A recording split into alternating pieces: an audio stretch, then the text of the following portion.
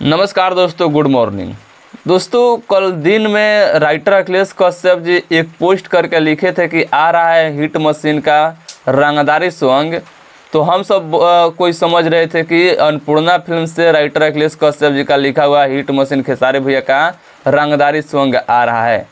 लेकिन अभी अभी खेसारी लाल यादव जी के टीम के ही समझ लीजिए सदस्य हैं नीतीश यादव बिहारी जी।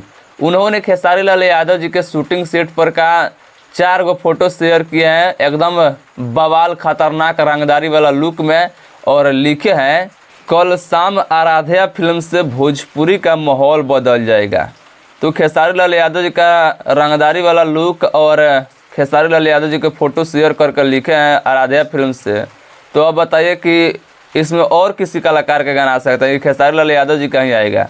तो अब मुझे लग रहा है कि आराध्या फिल्म से आज खेसारी लाल यादव जी का नया रंगदारी वाला गाना का पोस्टर आएगा और कल शाम तक आराध्या फिल्म से गाना आ जाएगा। तो आप लोग तैयार रहिएगा, बाकी मिलते हैं नेक्स्ट वीडियो में।